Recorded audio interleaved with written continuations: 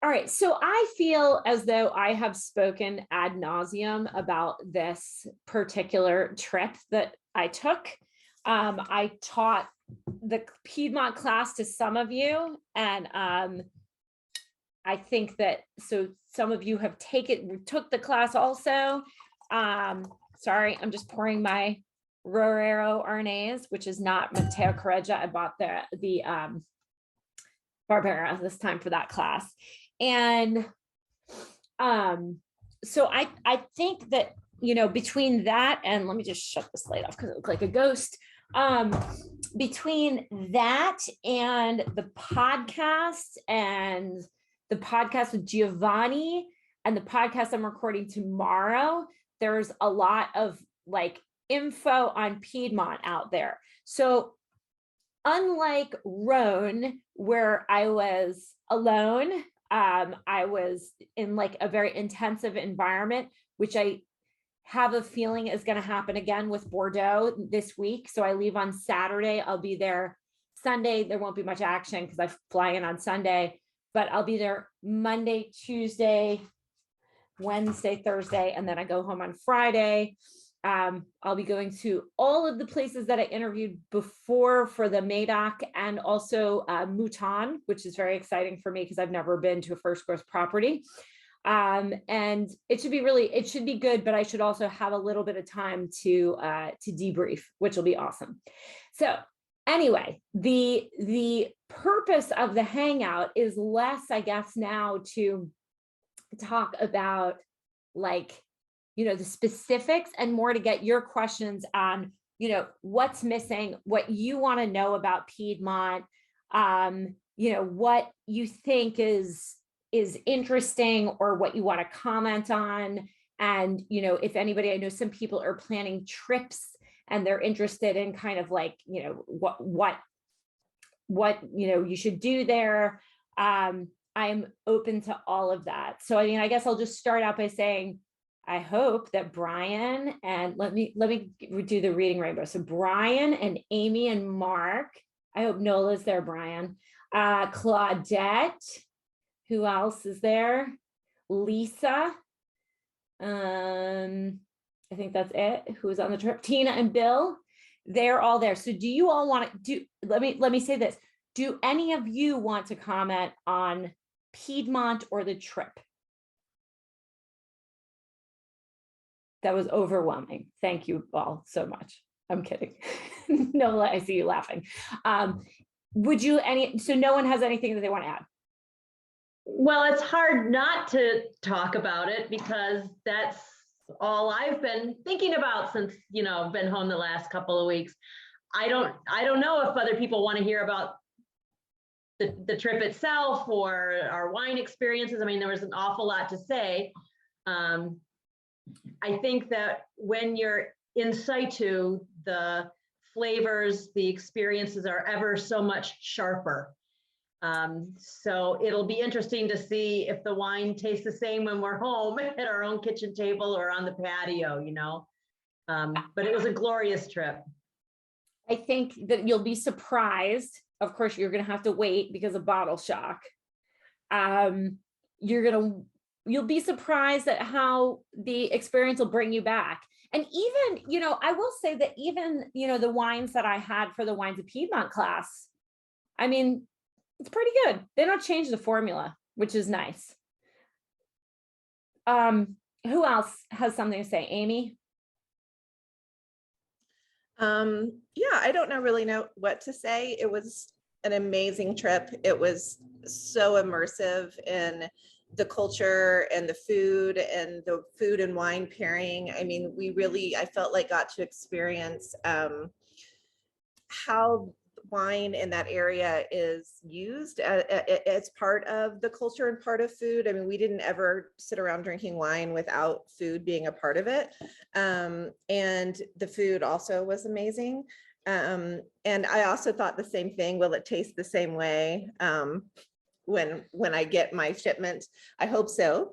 I cannot wait. In fact, I just ordered some today off of wine.com because I was afraid it wouldn't come in time. And I'm from Mateo, Correggia. yeah, because he does have some stuff on there. So I was like, I'll just order it because it comes in like 2 days. And I don't want to wait. Oh my gosh. I know. I had that Barbera the other night and it was really delicious. So some of the questions that we have are favorite wine from the trip.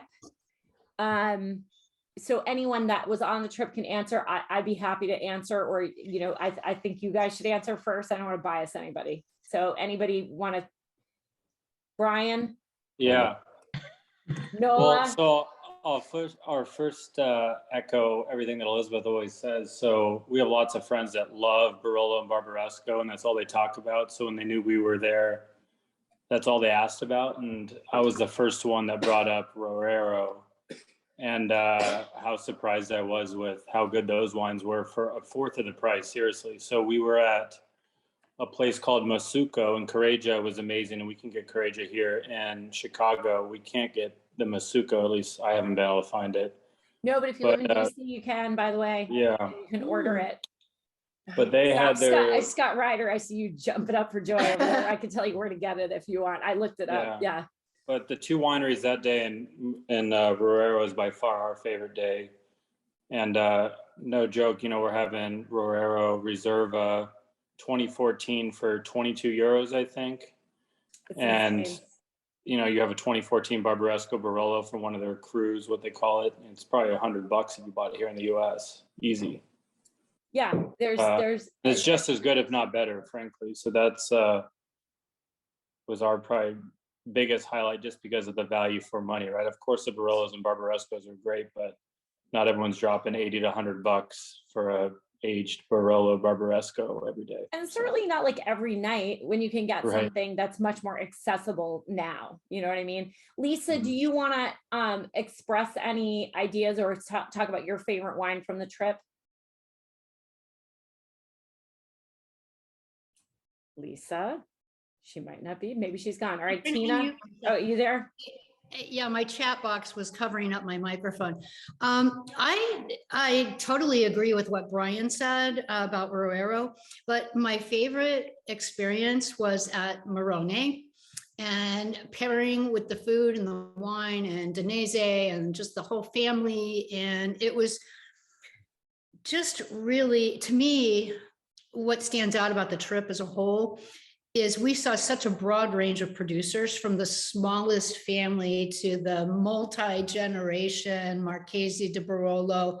It was just, to me, like Tinizza, to just the extremes there are just phenomenal. I mean, so that to me really stands out. And I've got my breadsticks and my hazelnuts here with my Barbera tonight. So that's like that's going to be a lasting love from the trip. The hazelnuts were everywhere and they were just amazing.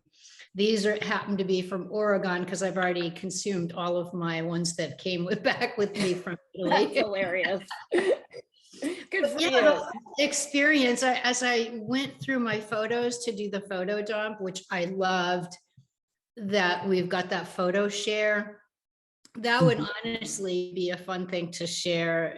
I mean, if people want to hang out and do it, there's probably a way to do that. It's like 400 photos, but It's a lot. Yes, it's a lot. I mean, if anybody, if we can, if anybody, we'll check with the group, and if people are willing to share their photos, we can add the link and invite people to look at them online. Claudette had some really great stuff. Claudette, are you there? Hello. You are. Hi. You're like, why didn't you tell me you were like a super photographer? Oh, I thought you knew. No, no, it's a hobby. It's a hobby. Her photos are all so good. She's like a professional photographer. Aww. Thanks, Claudette. No. I would have made you take 100 pictures of me. No, I think I did. You know what? What's hard? Everything was right there in front of us. I just took the picture of it. I didn't make it up. It was there, so it was easy. Very good at it. You're very good at it. So my favorite wine, and I can't pick a favorite because every day, every wine was the best, but I expected to like the reds. I think the Arnase was a surprise to me. Oh, lucky girl. And I think the whole experience of, I mean, there are a few of us who were in tears, not because of the wine, by the last day, watching the whole experience play out from generations to watching these people making wine who are not UC Davis graduates, or, you know, it's a true, it's almost, they're almost, well, they are artisans, but so knowledgeable to the row of grapes that they would point out, to the a 1 degree difference in slope, and what it was amazing and touching, and it just touched every base for me. It was a trip of a lifetime. It just was. Well, that makes me very happy. And I think, you know, we tried really hard in the planning of the trip, and Patricia said she's new to the group. Welcome, Patricia. So I just announced on the podcast last week, we will only be doing patron trips from now on. There's enough of us now. Like when I first opened the trip, this was in 2019. If you guys remember, a lot of you signed up back then. When we first opened the trip, it was to everybody. Patreon wasn't what it is today. There are over 1,000 patrons now, and thank goodness, like it's growing. The community is awesome. I'm really honored. You know, I mean, it's great. It's still a small slice of the listenership, but it's great. So, Patricia, all of the trips will be announced on Patreon, and I talked to Heather today. Heather and Beppe are my partners in Italy who are running the trips, and actually, I'm trying to push Heather into doing stuff in Spain also. We're talking about that for down the road. We will be doing a trip next spring, which is in a region that we already decided, but we're not going to reveal yet. And then we will also be doing the repeat of the Piedmont trip with some tweaks. So we debriefed on it. We agreed that everybody who was on the trip, except for one person, was a patron, and everybody sort of knew each other. So this is like, I think what Patreon has turned into is like a community of really awesome people. And everybody loved each other on the trip, and you all wanted to, like, you know, go on more trips with each other. But I promise you, because I know a lot of the people on this call, I've known them for many years. I know them from interaction. We could change out anybody and it would still be just as great, because the people that are here, that's why I want to do patron only trips, because the people who are here, I know, and I know that it's going to work out. As I've told some of you, you know, people who are not, find that this is not for them, they wind up leaving, and that's fine, right? Or, you know, whatever, we part ways, and that's fine. But there are lots of people who stick around, and those people would also be amazing additions to the trip. So Patricia, only patrons will find out about the trips. They're limited. We have to limit them to like 20 people. But if you're interested, and this goes for everybody, either in the Piedmont trip or the unnamed region next, I think many of you can figure out what the unnamed region is, but maybe it's not what you think. I don't know. Let's just say it's a region I feel very comfortable with. So that's why we're doing it. And so we're going to do that in the spring. We already talked about it. So if you're interested in it, you can send me a note, and Heather's going to start keeping a list, and then we'll just keep you posted. And if not, it doesn't matter, because there'll still be spots open. It's not like it's going to like fill up completely. And there'll be another trip, and there'll be more, because we really enjoyed it. And I think we have decided to make a couple of tweaks, which I'll share with the people who are on the trip later, just to make it a little bit less hectic, a little less, like a little more downtime, and some optional stuff instead of, you know, us going. So anyway, that was it. Kelsey asked, I would love to know how visiting Italian wineries differs from visiting US wineries.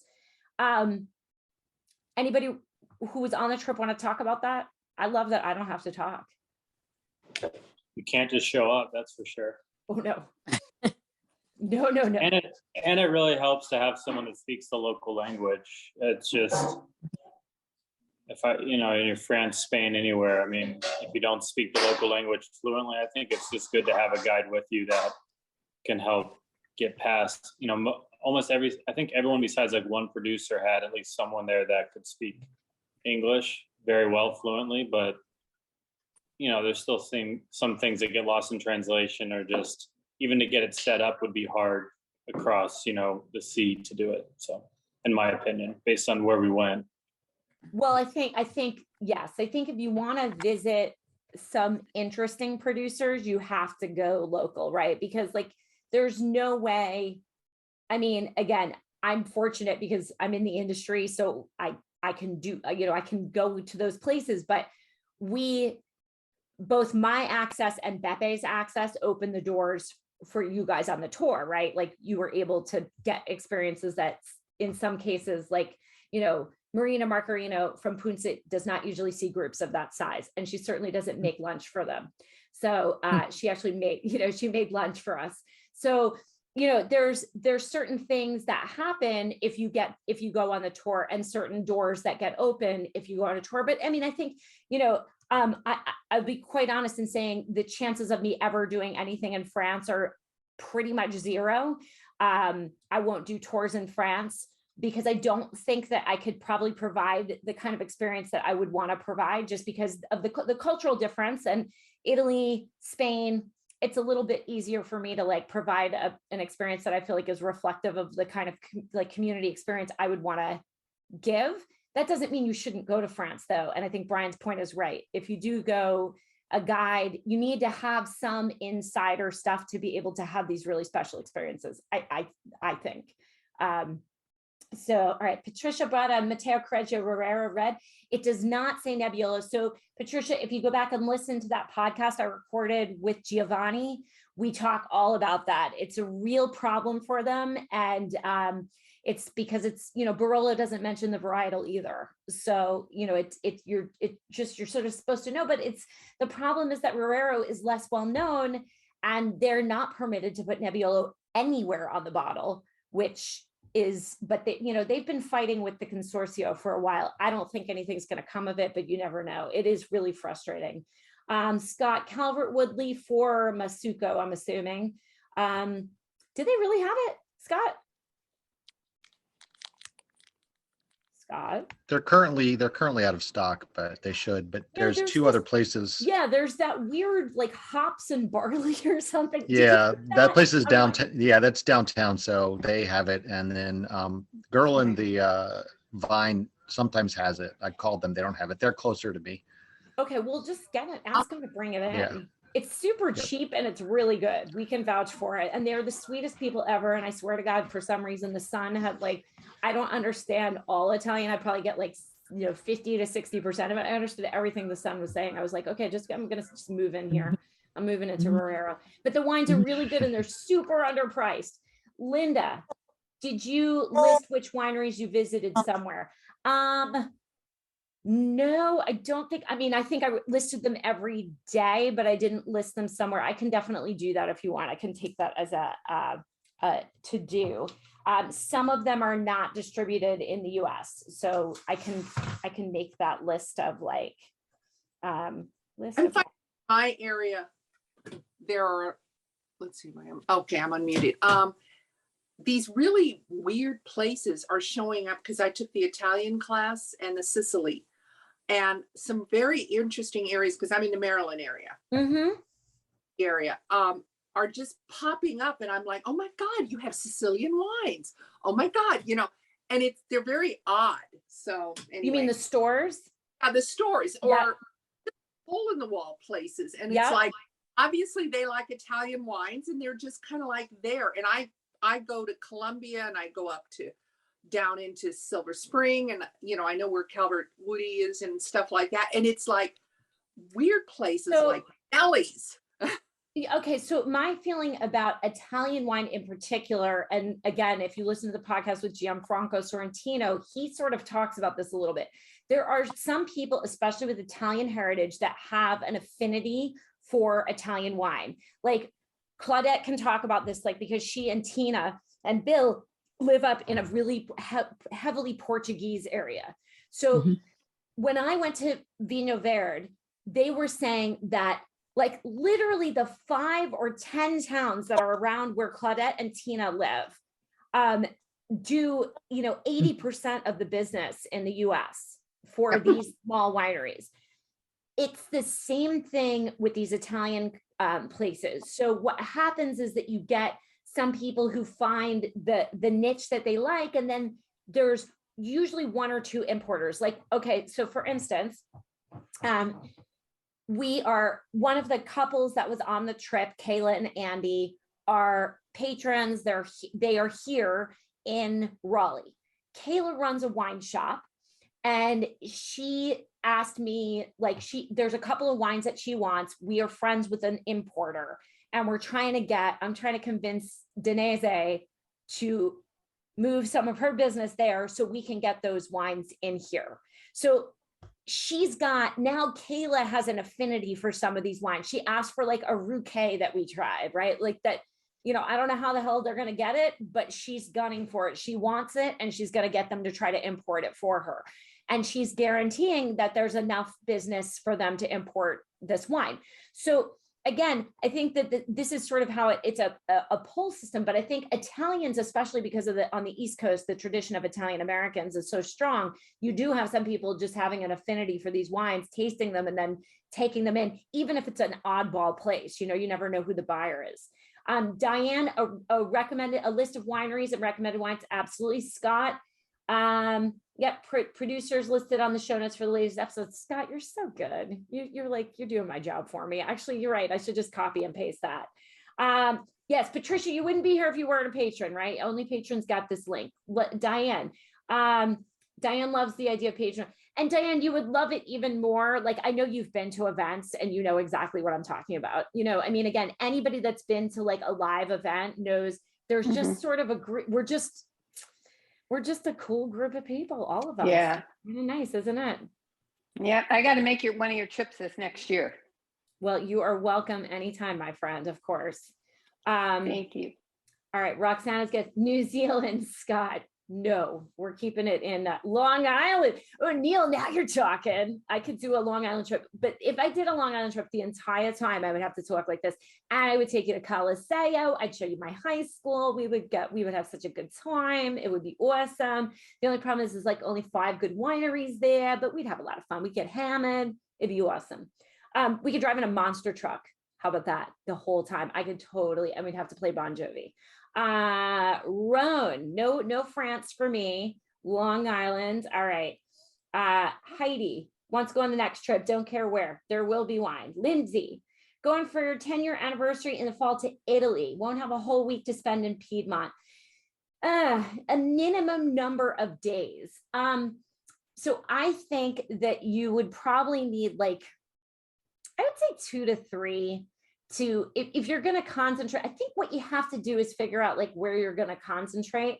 But I mean, if you want to hit the icons, my recommendation would be to go to Rorero first, Barbarasco, and then Barolo.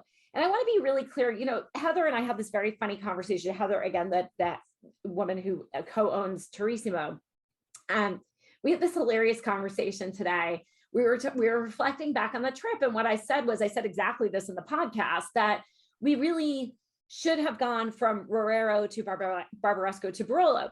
And the reason is, and I'm being completely frank about this, young Barolo is disgusting. Like, it doesn't taste good at all. And to have that be like one of the first wines that people taste is not good. Like, that's not a good idea, because it actually doesn't taste good. And like, although some of us can see the potential in it, and that's really what young Barolo is about. It's all about like potential. It's not tasty. Like, even Bordeaux young, it could taste icky, but it's not like Barolo. Barolo is like pretty icky young. Like, so we tasted a lot of examples, at least in my opinion, where I was like, God, I tried to put myself in the position of not being somebody who already knew this. And I think I would be really like, wow, Barolo kind of sucks. But Barolo is the wine that pays off, right? It's like you squirrel it away, and then eventually it doesn't suck anymore and it turns into something amazing. But for the first like little bit, dang, it's like not, I would not go there for your first, like, I think Rorero is your introduction to Nebbiolo.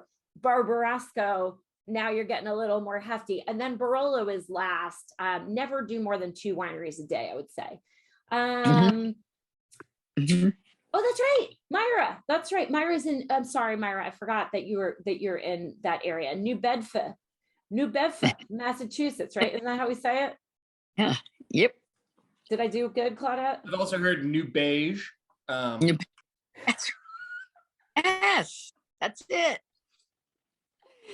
Marion, how would you say that? How do you say Marion that is in the most Massachusetts? white bread place in that area. Okay, that is saying a lot because like Massachusetts is, I mean, it's pretty white bread, right? Brian, the Rouquet was so good. I agree. You know what? I think I have no idea where it is. I've had to put wine in every, you know, I was complaining about this. It is, I know this sounds like a good problem to have, but it's very annoying. Right before summertime, everyone who wants me to have wine or try their wine sends me like a lot of wine. And this seems like a good problem, but I don't have enough space. I have like a refrigerator here. I have that one. And then I have a small one. And then I don't have like a basement. I don't have any space. So when people start to send me this stuff, because it's like a little bit selfish of them because they don't let me know, they just send it. And it's like, I don't have any space. So when I got I brought 5 bottles back from Barolo, I was like, or from Piedmont, I was like just shoving them in every nook and cranny. I have to reorganize my whole life now. And I am praying that like, I'm trying not to buy anything in Bordeaux, but I know that's not going to happen. We'll see. But I will find a picture of the Rouquet and I will send it out. I'll post it. Brandon, how many years before Barolo? Okay, so La Mora, which is the softer Tortonian soils, like you don't want to touch that before 7-8 years, honestly. And remember, but I said this in the podcast, right? Like, so you've got 3 years at the jump, like they're not going to release it till 3. So you only have to wait about 5 years and you might be able to find one that's a little bit older. Patience. So La Mora would be 8 years rather. Like Serralunga d'Alba, Monforte d'Alba, Castione Falletto. I mean, don't even touch them before 10 or 15 years.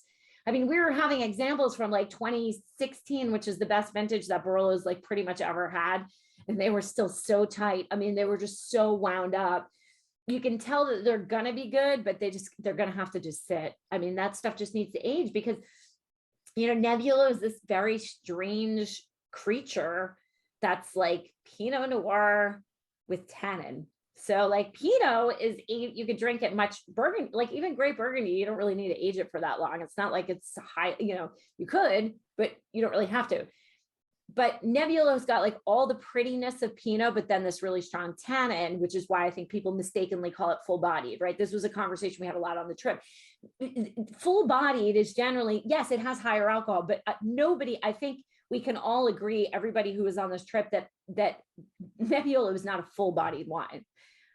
It's just not. So the nuance of it is there, but sometimes the tannin's going to overtake it. And then it's like, ooh, it's tough. All right. So Patricia just got back from Serralunga. Days of Marrero and Barbresco were, oh, that's too bad. Canceled for weather.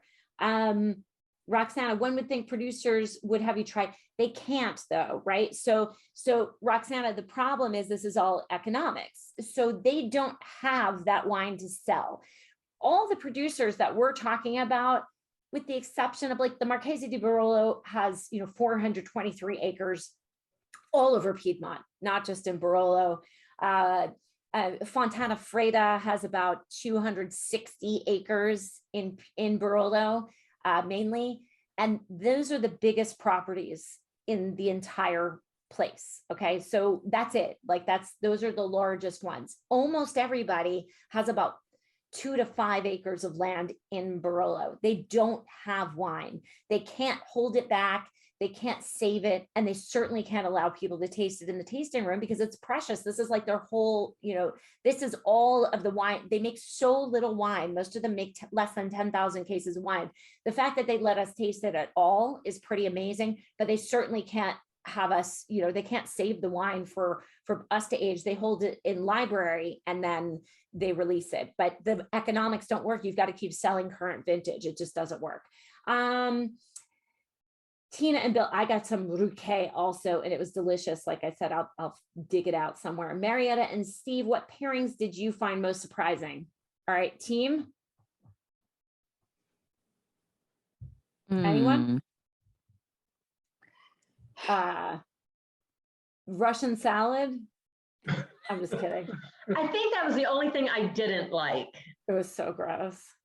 I don't remember what the wine that they had paired with the pasta that we had made. It was red. Was it a dolcetto? It was the pasta that we made. Barbera, It had yeah. hazelnuts and sage and butter. And I was really surprised by the pairing, but it was perfect. I think that it was Barbera. Okay. I'll have to go back and look, but yes, it was an insanely good. It was not a white, and did they make dolcetto? They gave us their Barbera. Okay. And I think they gave us their, and then of course the Barolo. No, it was Barbaresco. Okay. I was just surprised, the hazelnuts with the butter had a little sweetness to them. So I thought, oh, this will be interesting, but it really worked very well. Well, I think it's just because we all ate your pasta, which was the perfect pasta. I think we all ate our own pasta. We did not eat our own pasta. You know what I think they did? I think they threw out all of our pasta and gave us the pasta from someone else. How funny. What do you think about that theory?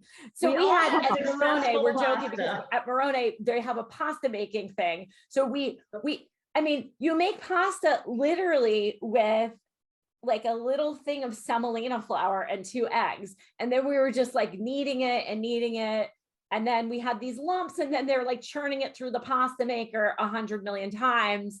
And then finally it turns into like these pastas, which Claudette took like these artistic pictures of that looked like professional photographs. So then we go into the dinner area, and then all of a sudden, 2 courses in, our pasta shows up. All nice and cooked, and it's very Elizabeth, suspect. it was the Nebbiolo d'Alba. I had a picture of it. Oh, that we cool. had. Okay, Nebbiolo. Okay, so it was the Nebbiolo. Superior. I knew it was like Barbaresco Nebbiolo, something. It was something like that, which made it interesting. So that's a softer wine, but it did taste really good. I mean, it had some good nuttiness. I would expect though, Tina, to your point, dolcetto to go very well with something like that, because it does have almond notes in it, which is what I love about dolcetto. The best kind have like a cherry almond note, which I really, of course, love. Neil, how about decanting? How long does it need? I'm assuming we're talking about Nebbiolo. A 2013 Roro, it's very different. Before I opened it 2 hours ago. Now it seems like it needs a little more time.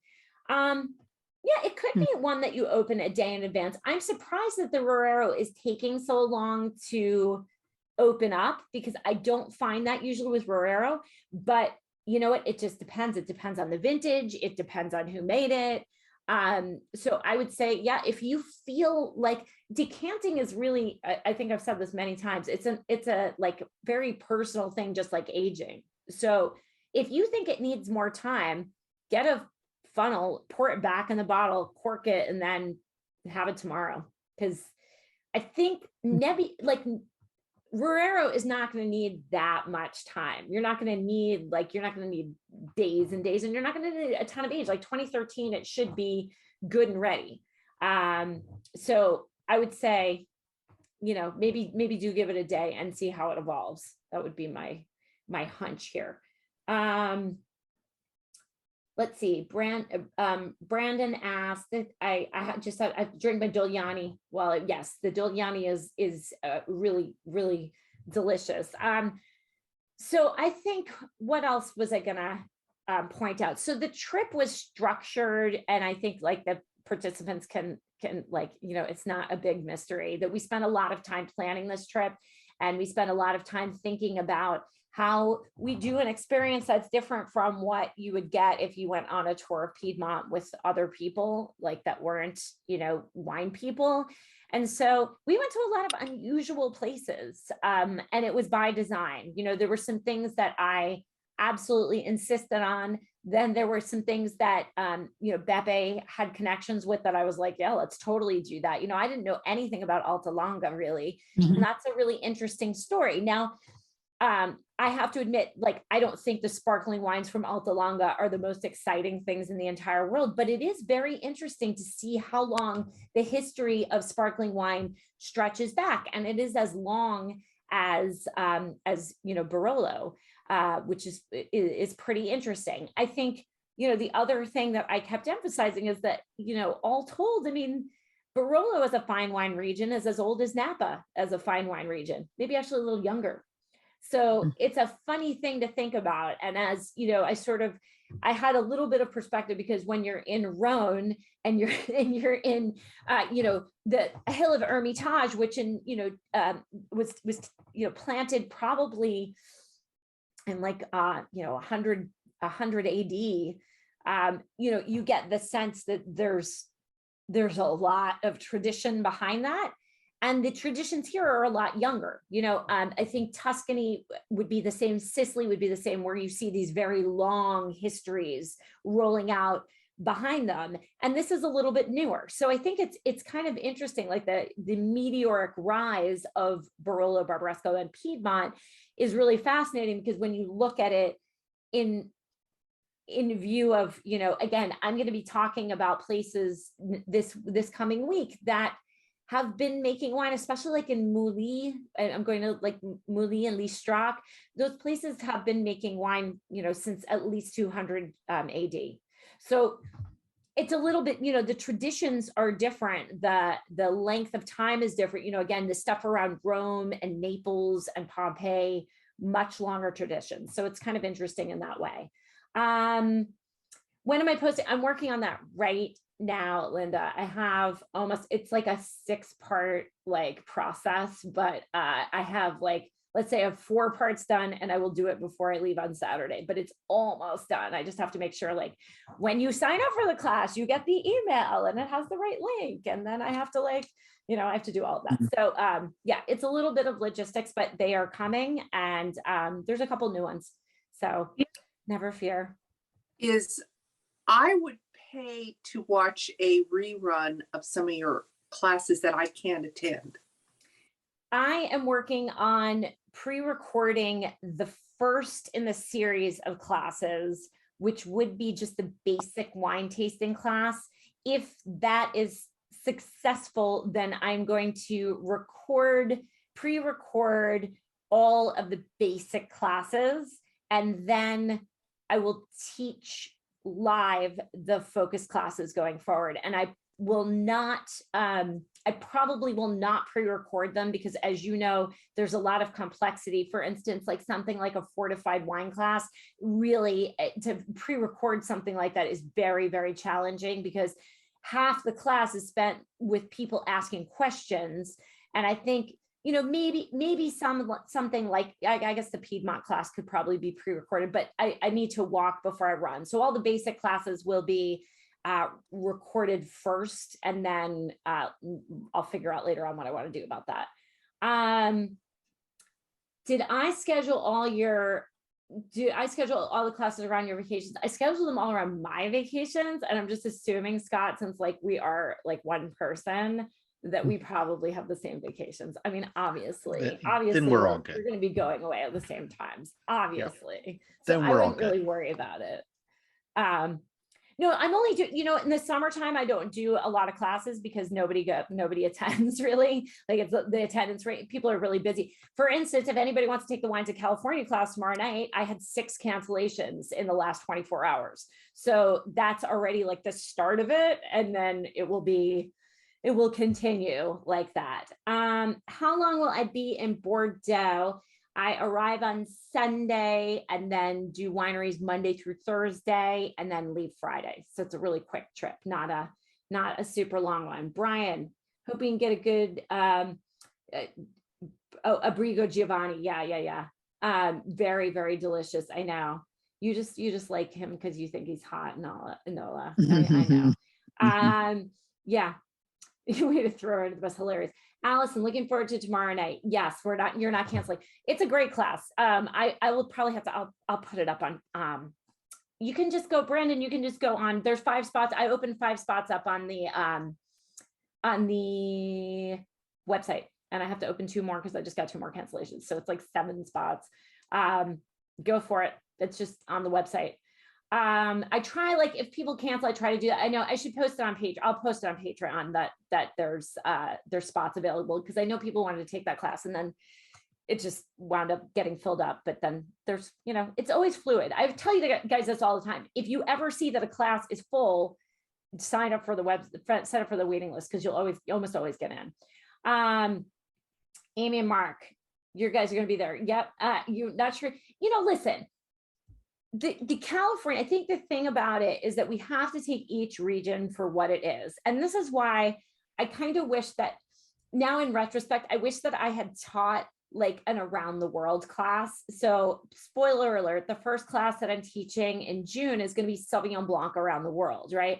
So I think that the thing about that class, like, is that then you don't get boxed into like, I like this better than that. It's like, oh, that's so interesting, because you've got Sancerre, you have Chile, you have New Zealand, Sancerre and New Zealand are like the 2 pillars. And then there's a bunch of styles in between. So, it's like more about this straight up, this is how the grape is expressing itself in different places. And so I feel like it is, Amy and Mark, you're right. It is hard to go from old world to new world, but I think we also have to appreciate, what it is that you're tasting. And the benefit of California wines is that they're tasty as hell and you don't have to wait. So while you're waiting for your Barolo, there's something to drink. There you go. Right. Nowhere local had the Sierra foothills in. I'm sorry. Patricia, which wines in California? So we're doing, does anybody remember? We're doing Chardonnay. Are we doing Santa Barbara? I have to look. Santa Barbara, I have all the wines here. There's like a Paso blend. Right, Paso Rhone blends. Hopefully, if you could get that. There is Santa Barbara. We did Santa Barbara Chardonnay and Russian River Pinot this time. I switch it up. Cabernet. There'll be, we'll do Pinot, Chardonnay, Cab, Zin, and I can't remember what the other one is. Pinot, Chard, Cabernet, Zin, Sauvignon Blanc. I can't remember. I'll have to look, but it's on the website. All that information is on the website.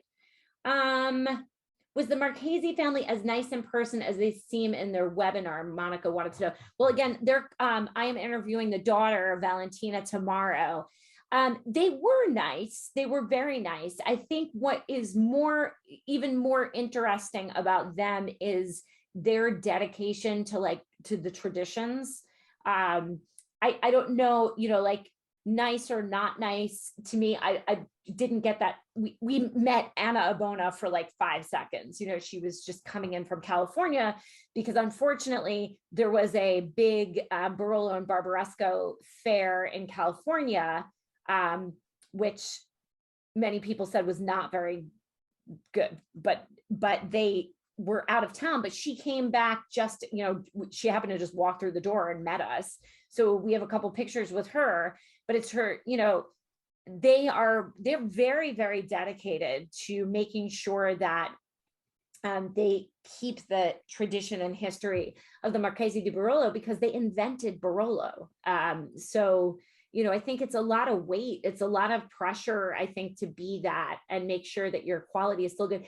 And what's amazing, and I know it sounds weird, but what's amazing is they have that pressure and the wines are still really good and highly ranked, and they're excellent wines, which a lot of times that doesn't happen, right? Like you're the benchmark, you're like the person that started it, but then, you kind of rest on your laurels, but that didn't happen. Those wines were really good. All right, let's see. Amy and Mark, be there tomorrow. Sorry, I'm behind here. Okay, Diane, Chardonnay, Santa Barbara or Santa Maria, Russian River, Pinot, Paso Red Blend, and Napa Cab and Sierra Foothills then, right? So we're kind of hitting the some of the benchmarks, and we're going to talk about, some of the things that you can look for that are better than, the tricks and tips, I think, that are important to know when you go and shop for these wines. Heidi's got all of that in your cellar. Of course you do. You live in California. You have to have all of that. It's actually required. You're not allowed to live there unless you have that. So I hear. All right. What other questions? Anybody have any other questions? No? I mean, I think all in all, like I said, I'm hopeful that, we'll see, the trips will be successful, that people will want to come on them. I think, like everything that I try to do, hopefully you notice, I try really hard to work on making the experiences something that are things like a lot of times we in the industry can have, but are not accessible to normal people, right? Like they're just not accessible. So if we can give those experiences to you, that's my goal, which is partially why it is very challenging, incidentally, for me to do that in the United States, because they're never going to quite give you that. And so, but in Italy they are, and hopefully in Spain eventually. So I think, they want these kinds of places that we're able to go, these they're like little family, some of them are little family wineries. They want to see you, they want to spread the word about their wines. I mean, like I talked to Giovanni when we were emailing back and forth, and he said he was just so happy to have our group. He said he's so happy to see us. He was so happy to have us in Rorero. He was so happy to have the enthusiasm level. And he was so happy to be on the podcast, because despite the fact that they are Correggia and they are the most popular Rorero producer, it is still a struggle for them to get people. They're seeing more people, but it's hard for them. And he was so appreciative, and it was just so sweet. He and his mom are just they're really, really good and nice people, and they work so hard, and the people at Masuko, they never see groups like ours. So again, it's just a really nice, I think that hopefully that's what I think people on the trip are saying. So that's good. And hopefully, I won't, as I said to everybody on the trip, when we were on the trip, I am a very conservative entrepreneur. So I only dip my toe into things, and I make sure that it has to be exactly the quality that I want, or I won't do it. Linda, that's why some of the recorded classes, I've already recorded this class once, but we're doing it again because it wasn't good enough. So, again, it has to be the production value has to be high. And so it's all, I'd rather not do it than have it be, half-assed. That would really suck, and that's not really how I would like to present something to you guys, because I care. I mean, I actually care about you, believe it or not. I do. I care, and I don't want you to come on a trip and have an experience and come back and be like, that wasn't as good as I thought it was going to be. I want you to say it's better than you thought it was going to be. Well, I took your Rhone class, your basic Rhone class early on.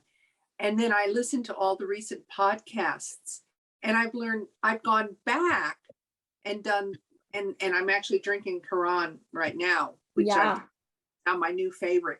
Delicious, right? Wonderful. And so I can see where you've evolved, or else I've evolved. What? Or we both evolved. Well, I think that the more, and things change also, Linda. I mean, that's the other thing, is that wine is, I think that's why a lot of us are interested in it for the long haul, because it is constantly evolving. I will tell you that 5-10 years ago, Quran wasn't that interesting, but there were producers that were making interesting Quran, and that is how they were able to get the AOC and move. You know what I'm saying? So yes, I think that certainly your understanding of it evolves, but this is why I always say, don't always drink what you like or what you feel safe with. Or I know it's it sounds kind of like a bullshit thing, but I'm like, don't do that. Because what happens is you have a wine and you say, I don't like that, but then it changes and you don't change with it. And then it's so you've got to keep going back to the well, because I used to hate Gruner and now I drink it all the time. Why is that? Because when Gruner first came out, it tasted like crunchy lettuce. It was really kind of gross. And then the styles evolved a little bit so that they understood that people wanted a grape that was ripe not something that was like totally underripe and gross. And so instead of tasting like crunchy lettuce, which some people were able to, handle, it then tasted like sometimes like arugula, but then at least you had something else with it, right? So these things also evolve. And I think that's the key too. And we see like, Rorero had very little presence until we see like Vietti, and Bruna Giacosa, and they led the charge. So they're not in Rorero, which is part of the issue for Rorero, but it does open the door for Masuco and for Correggia and for everybody else to then have Arnaz. And then when people say, well, I had that one from Rorero, so like I know that's a region, so maybe I'll just try this red that I see from that same producer. They were pretty good. That then opens the door. But again, it's evolution. Climate change is another thing, right? I mean, all these producers, every producer I have on talks about climate change, and sometimes I don't even bring it up and they bring it up. So I think that's also another stylistic difference. God, I mean, again, Chinon, another one. You could have drank Chinon 10 years ago, 15 years, when was Serge said it, 2015 was the big year that things changed for Chinon. It tasted like a green pepper. It tasted like biting into a green pepper with cherries.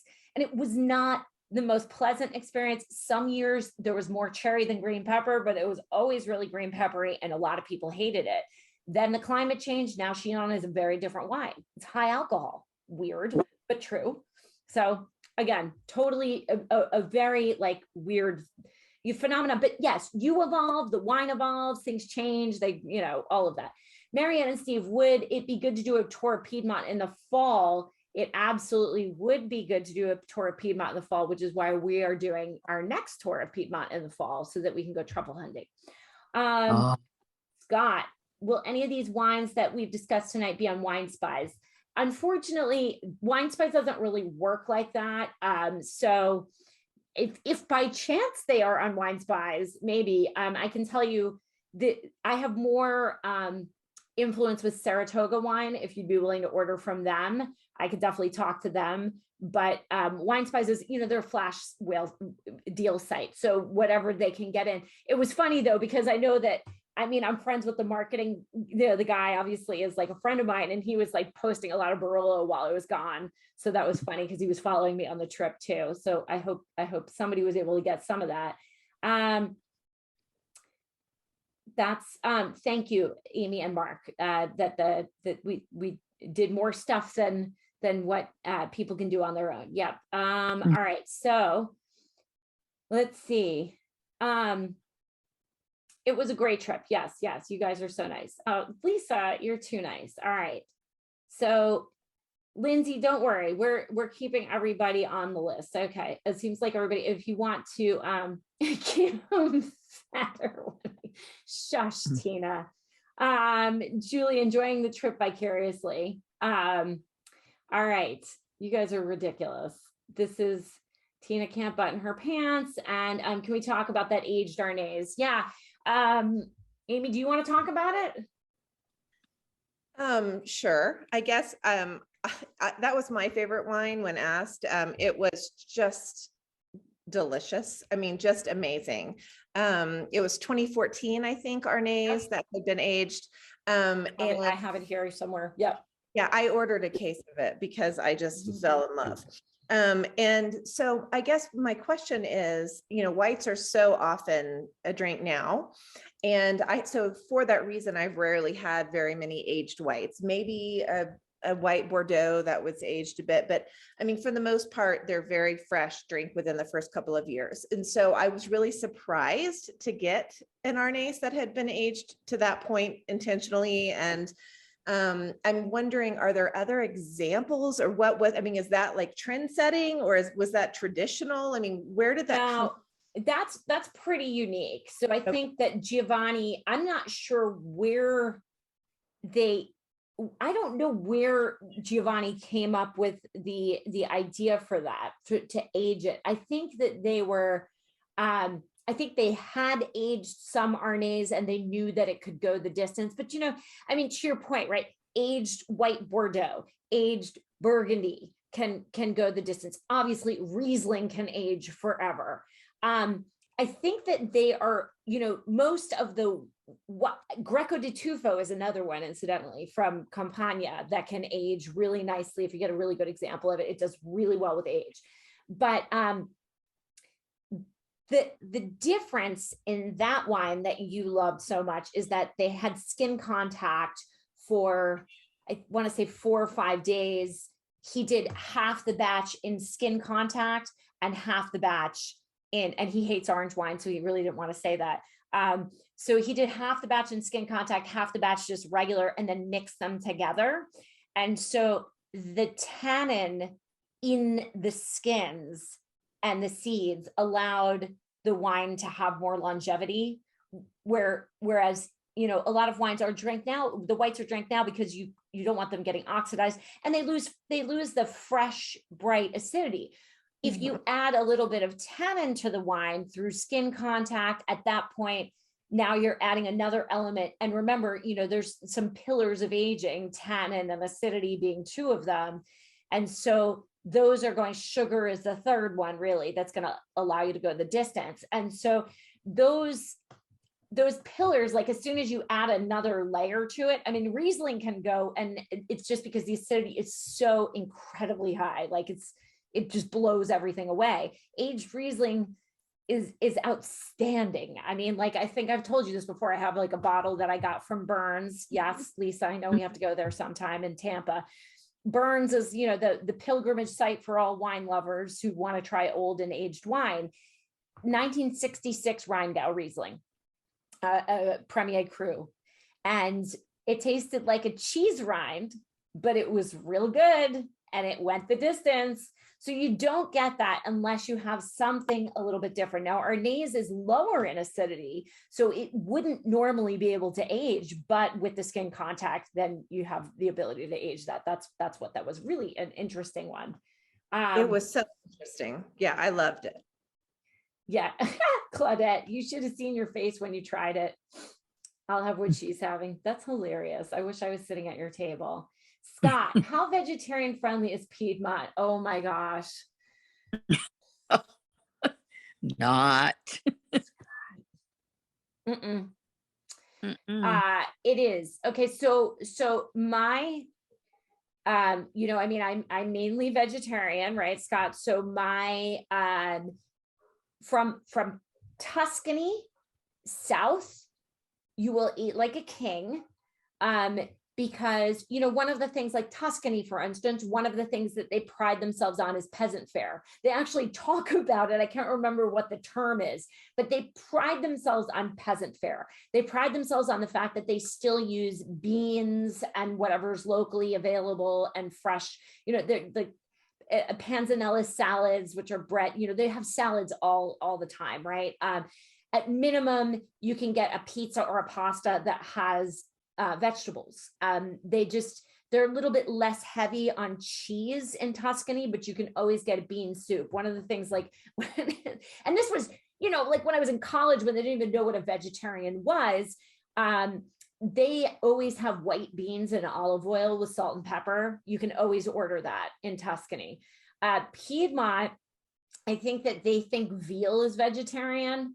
They think, like, I don't really know. I mean, it was like, and if you are a pescatarian, there is a lot of what I would call scary seafood. I think there's a lot of scary meat too. Meat eaters, like, I think there's a lot of like scary meat. I mean, again, I'm saying this as like a total American thing. And I'm sorry if you're listening to this later and you're in Europe and you're like, you guys suck. I know we suck, but like, I know Americans, we have a lot of restrictions. Paul Costello, this is for you. He wrote me and he was like, sometimes I host my, like, America, he lives in Europe and he's a patron and he will host like American groups. And he's like, it's really hard to figure out what meats you Americans will eat. So, but there were like a lot of things with tentacles, for instance, like a lot of tentacle items that were there.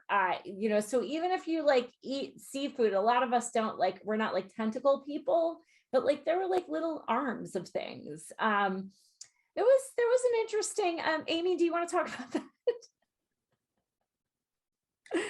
No, I'm just agreeing completely. I mean, I do eat seafood. I don't eat a lot of meat and rarely at all red meat. And yes, the tentacles like on the octopus and all of that. I just was like, yeah, I just don't, and then veal. I'm like, if you're gonna serve me red meat, at least serve me like adult cow, not, I mean, Yeah. I was just having some issues with the food, but it was delicious. It was. And some people absolutely were so on board that we had octopus. They loved it, and veal. It was just not me. Again, I think it's the, what, I mean, again, Heather and I were talking about this today. The problem for Piedmont, Scott, and anybody else who's a vegetarian, yes, there are options, but they're limited. And you have to remember, Northern Italy is not the Italy that we have in mind when we're thinking about Italy as a country, as a food country. So here in the United States, our Italian food is 100% based on really two regions, Campania and Sicily. So if you think about that, right? So, again, Gianfranco Sorrentino talks about this. He focuses on that, and he is absolutely right. American cuisine focuses on that. Now, we need to expand our horizons in terms of what, Italian cuisine is, even within those regions. But I mean, there's a big difference between what he talked about. And again, I would recommend that like anybody who travels to Piedmont, then go back and listen to Gianfranco and the things he talks about, because his view of Italian cuisine is so different because he's from the South, and the South has, when we did the Sicily classes, we talked about this, they have an embarrassment of riches. They have 4 seasons where they can grow something. And they also have their own traditions that have evolved both from peasant fare and then also through a lot of invasions and other cultures coming in. But from Tuscany south is really the kinds of foods that I think we are interested, or a lot of us are interested in terms of like, when we think about we're going for an Italian meal. That's what we think about. We think about tomato bread soup, if it's a little exotic, or bean soup, minestrone, right? That's a Tuscan staple. Salads, the arugula salads with shaved Parmesan and lemon dressing. That is completely on the table, but it's going to be on the table in Southern Italy. Pizzas, all the things with like mozzarella cheese and buffalo mozzarella and ricotta, that's all Southern Italy. And it starts really in Tuscany. So it starts in Tuscany and goes south.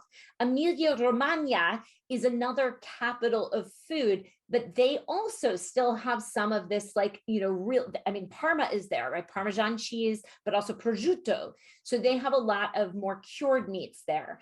As you move your way south, people got poorer and there were more vegetables and beans and things like that. So I think that's the disconnect. What you have to remember about Piedmont is that it was owned by the French for a really long time.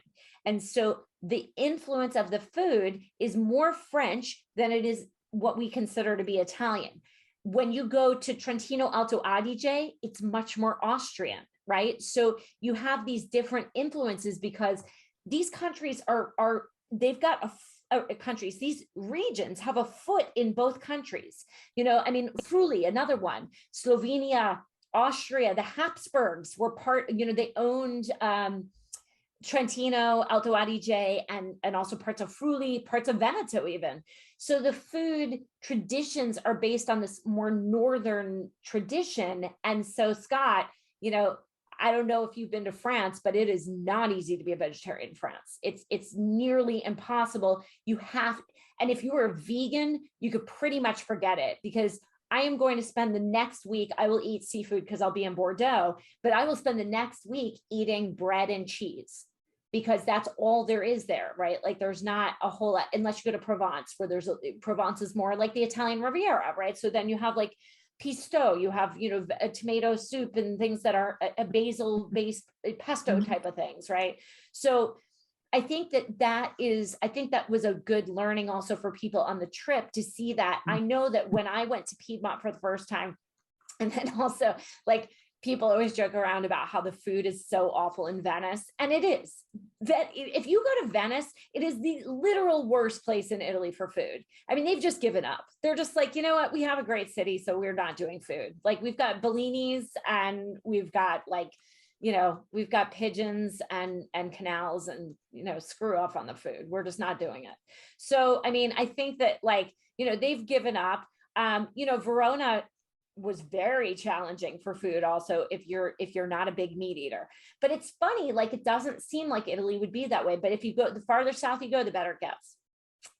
Sorry, that was a long answer to a short question, but I think food was an obsession of ours on this trip. Also, I will tell everybody on the trip, one of the things that I did suggest is that there's less food. That will definitely be a staple going forward in these trips. There was too much food, too many rich meals, and not enough time on our own to sort of explore. So my suggestion was more meals on our own, more like being able to order off menus and things like that, rather than, big meals every night, which was just too much. I mean, we're just not, I don't think we're geared towards that. And again, Heather's comment was, well, but if you go to Sicily, they'll keep feeding you, or Tuscany, they'll keep feeding you.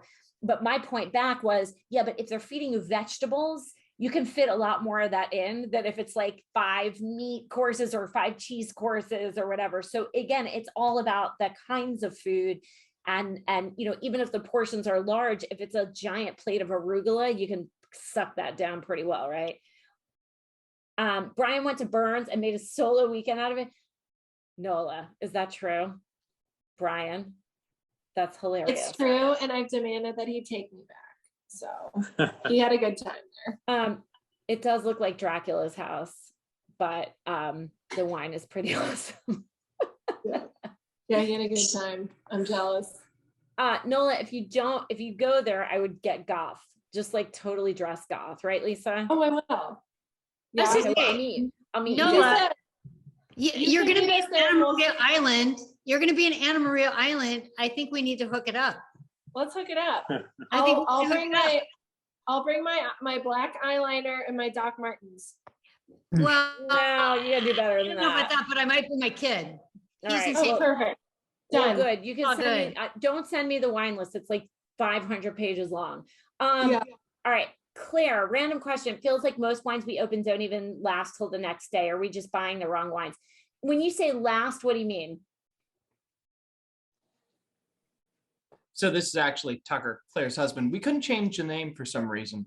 I can change it. Yeah, weren't able to Want to be change. Claire and Tucker, or do you just want to be Claire? Or I mean, just be Tucker, or do you Claire- want a well, whole other now it's name? just Tucker because Claire is putting Eleanor to bed. Okay. Well, I mean, we can say Tucker, Eleanor's dad. I am in fact the Patreon. I'm the patron on Patreon. I'm just using her computer. Well, look at that. Now you're Tucker.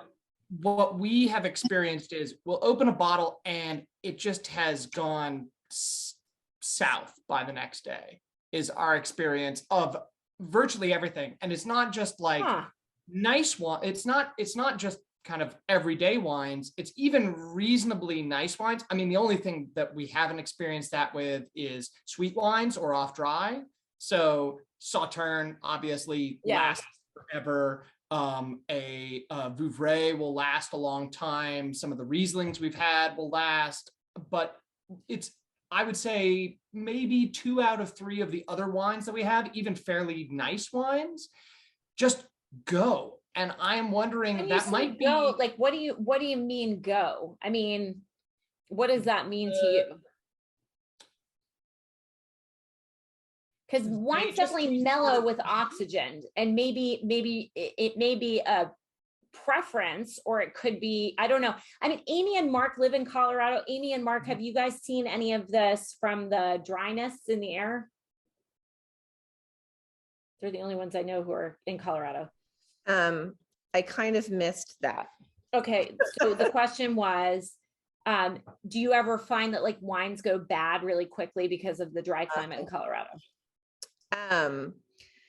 No, I don't, but I do. I mean, the cellar has some humidity control. So that is, one thing, but otherwise, no, I don't. And you could put it in the fridge too. I'm talking about once opened rather than like, obviously our wines are fine, but yeah, like once opened, a wine will go off really fast, Amy. Oh, yeah, no, I haven't experienced that. I mean, any more so than anywhere else that we've lived. It doesn't seem to make a difference. I just gotta blame my wine buying habits, I guess. Yeah, I mean, I think you have to, Pat's recommending a Coravin. That's one thing. That's obviously what everybody uses for the classes is really Coravin, including me. But barring that, I don't know, you know, there are some classes I open all the wines for. For instance, I will, for Bordeaux, I will open all the wines for that because they get better every day. So, but it may be, Tucker, and I don't know what your palate is. Maybe you don't care for the wines as they're mellowing. You know, most of the wines stay fine, but it's a definitely an acquired taste that the wines, the tannins will mellow each day. And I think a lot of people prefer that, but maybe you don't, you know what I mean? This is why like, you know, it's hard for me to be like, well, you should decant it for X hours. Cause maybe you really like very tannic wines. And I think the general preference is not that, but maybe you do like that. And so then as the tannin mellows, your perception is that that's not good anymore. You know what I'm saying? Is that it may not be necessarily, it may be a taste preference versus versus like an actual something that's happening to the wine. Something is happening to the wine, but I think a lot of people prefer that. Like, you know, like Scott had an experience with like a wine that he really hated. And then he waited a few days and he was like, you know, this isn't that bad. It's pretty good. This was like after a recent class, right? So he was like, you know, pretty surprised that something he thought was total donkey after a few days got better. So you may not feel like that. You might be somebody who really likes those aggressive tannins, and when they mellow out, it's not good for you, you know? It mostly happens with whites rather than reds. We don't drink a lot of reds. I will say that we have experienced the change in flavors in a good way. Like we had a New Zealand Sauvignon Blanc that went from tasting like grapefruit to tasting like guava. So, like we literally we waited for 3 or 4 days and it got kicked a little further than we had expected. And it was like, oh, wow, this tastes like clearly like guava, which I was expecting to have to toss it because it had been 4 days. And we just left it sitting there. But anyway, so that's yeah. I mean, a lot of the whites are going to depend on acidity. I've had this Arnaise open for probably 5 days and it's still pretty good, but the acidity is not high on it. It's just evolved a little bit. It's a little more nutty, but I think, you know, higher acidity wines will last. That's probably why some of the sweet wines have very high acidity. Chenin Blanc is very high in acidity. Riesling is very high in acidity. So you're going to get, Sauterne is even high in acidity, you know, so those wines, because it's Sauvignon Blanc. So you're going to have wines that are higher in acidity are going to last longer in your fridge than things that are lower in acidity. So, you know, if you're buying things that are, I don't know what you're buying, but if you're buying things that are a little bit lower in acidity, they're going to die out more quickly, for sure. That's a good insight. Thank you. Sure. All right. Where is Amy and Mark asked where Burns is? It's in Tampa, Florida. And please, I actually did a video on it, Amy. You can look it up in Patreon. Like if you just type in BERNS, there's like a video that you can look at. I talk about it. Mm-hmm. And I think there's a picture of how it looks like a freaking Dracula's castle. Lisa, I'm not kidding, right? I mean, don't you think it looks like Dracula's castle? Brian, Lisa, when you walk in? I haven't been. Brian says yes, it does look like Dracula's castle. It does look like Dracula's castle. It's like so weird. Again, it's on the video. If you guys want to see the video, I did it's like a 2-minute video. It's one of the shorts. If we're having a goth trip, okay, so Scott is all in on the goth trip. I love it. All right. Why is going to break? Amy, just look at the video. I'm telling you, you're gonna see this. It's oh baby. All right, so there was only Scott, that's my main problem also, is that like the only thing in Tampa is Lisa and my in-laws are in Saratoga, and I'm not going to see, not Saratoga, Sarasota. I don't really want to see them. I will actually, you know, I was somewhat joking that the zoo is actually pretty nice. And in Tampa? Yeah, it is. And we have like a personal story because they have one of the giraffes that used to be at the National Zoo here in DC, and his name was Randall. So my son, when he was younger, my oldest son, he loved the giraffes. And we got really sad when Randall was moving to Tampa. So 6 or 7 years later, we went to Tampa Zoo, and Randall literally came up and like licked him on the head. It was like this perfect parenting moment. Like you couldn't have planned it better. Oh It my was amazing. gosh. But it is a really nice zoo. But yeah, Tampa is Tampa, right? You might as well just go to Clearwater and go to the beaches instead. There is that. There is that. I think that some people do what Brian did for burns, and I'm not kidding. They fly down. I knew people in Atlanta that would fly into Tampa, stay for one night, go to Burns, and fly home the next day. So it is kind of like a pilgrimage thing. Maybe we should plan a trip there. Maybe we'll do a quick overnight trip to Tampa. Lisa will all descend upon you. You're gonna have to drive to Tampa. All right. So any other questions on the Piedmont, on anything else about this trip or any other Italian business before we move on? Because now we are moving. You were all in Rome with me. Now we've been to Piedmont. Some of you were actually physically in Piedmont, and now I am headed to Bordeaux. And I will tell you, like I said, there's some chateau that you'll recognize. I'm very excited to hang out with Edward Miai from Chateau Siran. But there'll be some very, very interesting things. They're actually one of the behind the music things is that some of you really loved the podcast with Magali Guillon from Chateau La Cardone. And she's fantastic, but her boss is this Irish dude, and he is known all over Europe for being like the most fun dude ever. And I'm going to have dinner with him. He's been gunning to meet me forever. He was like, why didn't I get on your show? So I think that's going to be a wild night. Hopefully Magali will be able to keep up with the nutsness. Cause Irish people like to drink a little bit. So I'll be putting it in my napkin or whatever. All right. So let's see. Sorry. Favorite dolcetto producer, Brandon. Well, I love Mascarello from Alba, but the Dogliani, I look, I really love the one that we saw. I don't know. Do you guys, Abrigo Giovanni is not distributed here. Is he distributed here?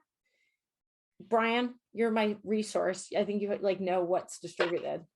Abrigo Giovanni's not. Oh, we want you to. I think you and Kayla. You and Kayla put down his name to try to get him in touch.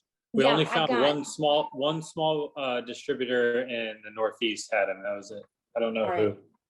Yeah, that's the guy who only had the magnums left.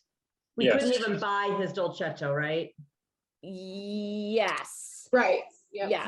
Yes. That was the best dolcetto. the one that got away. It was absolutely delicious. So, a lot of the producers in Alba make really good dolcetto, and the Dogliani and Diano producers. So we went to Diano. The Dogliani and Diano producers they're trying to get a foot. This is part of the challenge, is they're trying to get a foothold, but a lot of the dolcetto is brought in like, well, you already have a Barolo, so we'll take your dolcetto also. So it's kind of like, it's harder. Like the dolcetto that you see from Dogliani is always like the Roagna, like you'll see that a lot. And it's fine, but it's not the best by any stretch of the imagination. So it's really hard. I think that things will change and get better for dolcetto, but one can only hope. Again, it's the curse of the name that keeps coming up. And I think everybody said that, it's kind of the curse of the fact that people think that it's sweet. So yeah. All right, guys. Scott, Florida isn't hot and humid to those of us in the DC area. Yeah. Well, I'm even worse than you, Scott. I'm in Raleigh. It's bad. Yeah, Raleigh's pretty bad. Yeah, it is. Except we actually have something a little bit different. We have a situation that's very similar to Brunello. which is that we are in the Piedmont, and strangely, I lived in Atlanta before this. So in Brunello, and this happens in Raleigh too. This is my theory about what happens in Raleigh. And actually my neighbor is a weather person. I should ask her. But in Montalcino, something really interesting happens, which is that the Apennine Mountains, so like Montalcino is in the mountains, and it is really, really extreme. But rolling out to Montalcino, if you keep going west, is the sea, right? So Tuscany is not often credited with having a giant seashore, but it does have one.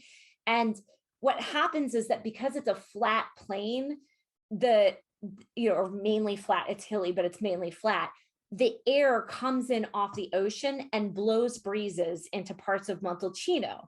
So Raleigh, for some reason, I have this theory, because we're only 2 hours from the beach and it's all flat in Eastern Carolina, in North Carolina, we always have a breeze here, even on the hottest days. So it's kind of interesting. Like there's always just sort of, the air is never still here. So that's kind of a nice thing, but I know you don't have that because you guys are in swamp territory. All right. Let's see. Punsit Dolcetto. It's so sad because she's not going to be making that for that much longer, right? All right, Brian loves Marciana Abona. I think that Abona family is actually related to the Abona family from Marchese di Barolo, by the way. All right, so yeah, there's so much to explore in Piedmont. I think that there's hopefully, again, I think the Europeans watching this are going to get a kick out of us for talking about too much food, scary meats, we're so American, but it is what it is.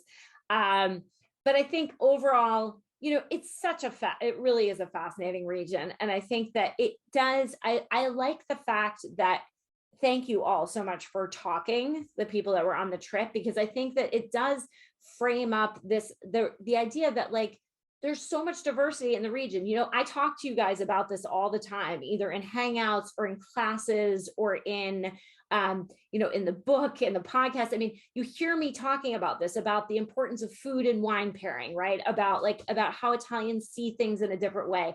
I think when you go there, then it becomes less of there she goes again, talking all that bullshit. Here it is. It's true. I have evidence. Now I have 5 people here who are providing evidence of this. It really is. It sounds like a lot of no, it can't really be like that. That's not really how it could be. That's not, but it is. It really is. So it's just another world. And I think when you go there, it opens up a lot of different possibilities. Yes, and it is true, Claudette, there are no vegetables to be had. Yeah, so we will, like I said, if you are interested in the mystery trip and you have been on the trip before, you can email me or Heather or both of us. If you have not been on a trip and you want to go on the Piedmont trip next fall, that's definitely happening. The mystery trip will be in the spring. So if you know that you're interested, let us know, because we'll give you, anybody who's sort of interested, we'll give you a jump on, we'll give you a couple days pre-registration to sign up before we launch it out to the rest of the patrons.